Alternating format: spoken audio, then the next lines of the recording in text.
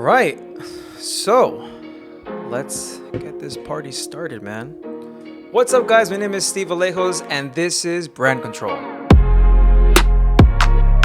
So today we're going to be talking about what really makes a good logo, right?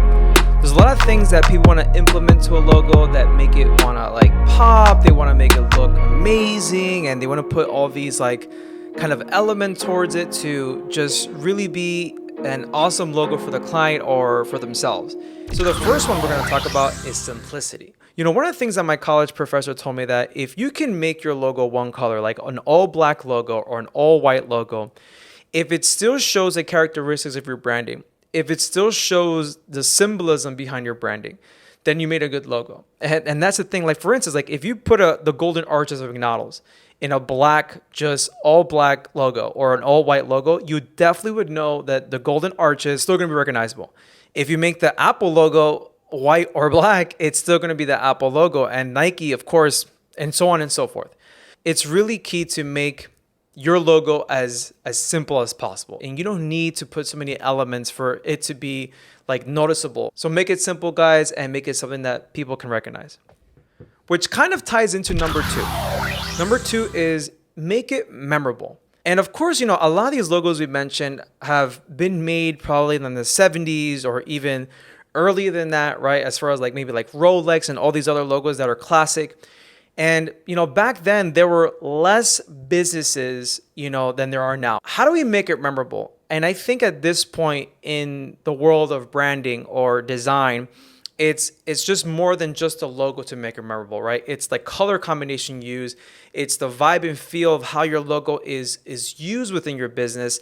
So I really believe that it's the way that you present this logo that's going to make it memorable. It also has to be timeless, which some people may think it's kind of like the same thing, and it's not, right? So a timeless logo means that when you create this logo, it should be relevant 10 to 20 to even 30 years from now. That's one of the key examples I can think of is car logos. Like these car logos, like Honda has been around since the 80s, 70s, and possibly even earlier. This is the prime example of what being timeless is about. This is where I believe that abstract things can work best in your favor when creating a brand or a logo, because it could be subjective and it could also open up different perspectives along the way when it comes to your branding, if it makes sense. So when it comes to it being timeless, this logo can be relevant in 20 years from now or even 30 years from now. So let's talk about versatility.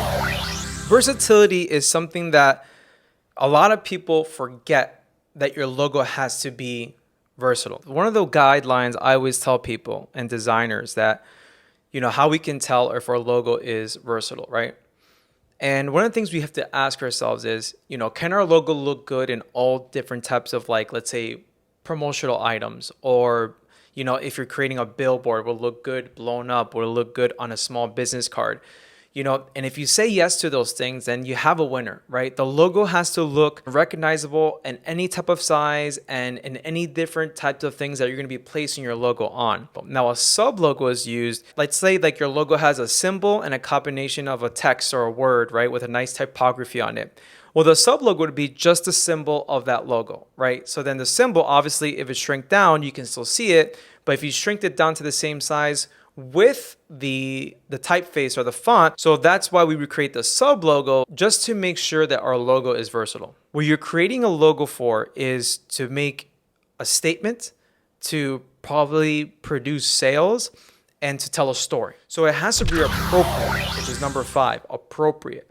And here's the thing, there's a lot of awesome fonts out there. There's a lot of awesome different symbols and like I guess ciphers that I would love to use in a logo for this idea.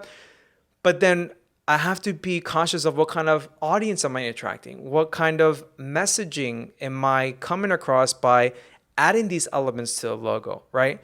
So for instance, if I'm going to be doing a logo for a CPA firm, and I want to be relating to the customer, I have to get to know the customer's personality, what their message is and stuff like that. And let's say my customer is a little bit more conservative, it's like they're more in the modern feel.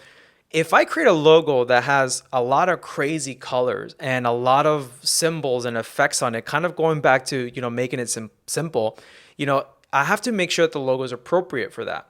So for instance, right, same thing goes for if I'm making a logo for a toy company. The audience would be kids, obviously parents and kids.